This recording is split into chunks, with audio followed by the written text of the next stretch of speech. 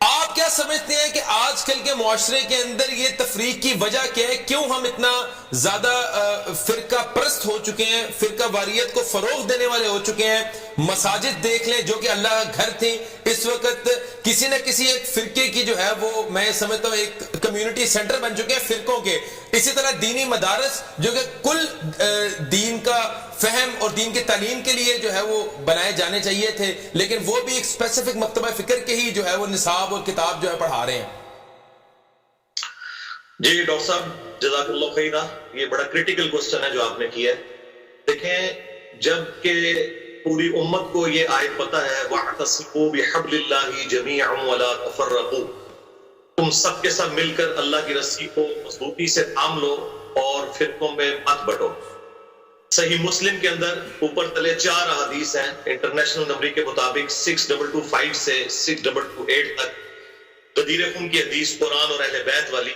اس میں نبی صلی اللہ علیہ وآلہ وسلم نے فرمایا کہ پہلی بھاری چیز اللہ کی کتاب ہے، تم اللہ کی کتاب کو پکڑو، اپنا تعلق اس کتاب کے ساتھ مضبوط کرو۔ اللہ کی کتاب اللہ کی رسی ہے، جو اسے پکڑے گا وہ ہدایت پر ہوگا، جو چھوڑ دے گا وہ گمراہ ہو جائے گا۔ یعنی اللہ کی رسی، اللہ کے محبوب صلی اللہ علیہ وآلہ وسلم نے قرآن کو قرار دیا اور فرمایا دوسری بھاری چیز میرے اہل البیت ہے، میں اپنے اہل البیت علیہ السلام سے متعلق تمہیں اللہ کا خوف دلاتا ہوں، 3 دفعہ فرمایا، یعنی میرے بعد ان کے ساتھ حسن سلوک کرنا۔ تو قرآن اللہ کی رسی ہے اور اس کو پکڑنے کا کہا گیا اور کہا کہ اسے پکڑو گے اور فرقہ واریت میں نہیں بٹو گے۔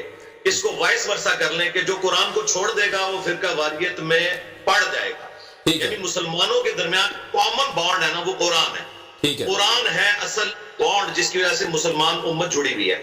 اب اس کے پیچھے ریزن کیا ہے؟ پتہ تو سب کو اس آیت کا ریزن اس کے پیچھے یہ ہے کہ ایک حدیث کی غلط انٹرپریٹیشن کر دی علماء کرام نے، اور علماء سے مراد وہ لوگ یعنی کہ جو تفرقہ بازی کو فروغ دینے والے ہیں کہ جی 73 فرقے ہوں گے، 72 نے جہنم میں جانا ہے، صرف ایک نے جنت میں جانا ہے۔ بالکل، اور جب ایک نے جنت میں جانا ہے تو وہ کہتے ہیں وہ فرقہ ہمارا ہے۔ تو یقین کریں آپ اس طرح کی جب انٹرپریٹیشن آپ کریں گے تو پھر ہر فرقہ اپنے آپ کو جنتی اور باقیوں کو جہنمی کہے گا۔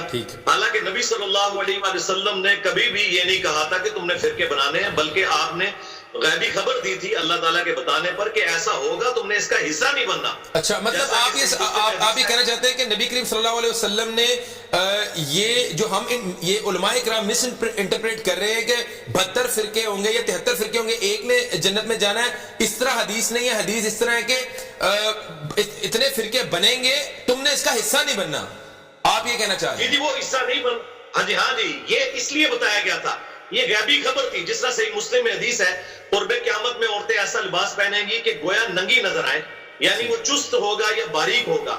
اب اس کا یہ مطلب نہیں ہے کہ جی نبی علیہ السلام نے فرما دیا لہٰذا عورتوں کو ایسا کرنا چاہیے۔ ٹھیک ہے، نبی علیہ السلام نے ڈرایا تھا کہ بنی اسرائیل والا کام ڈل جائے گا، اس فرقہ واریت میں تم نے نہیں پڑنا۔ ٹھیک ہے، اور بخاری مسلم میں حدیث ہے میری امت کا ایک گروہ قیامت تک حق پر قائم رہے گا، کوئی نقصان پہنچانے والا انہیں نقصان نہیں پہنچا سکے گا، وہ غالب رہیں گے۔ امام بخاری نے اس کے اوپر باب باندھا ہے ہوا اہل العلم، اس سے مراد اہل علم ہے، یعنی ایک گروہ رہے گا حق پر، فرقہ نہیں ہے۔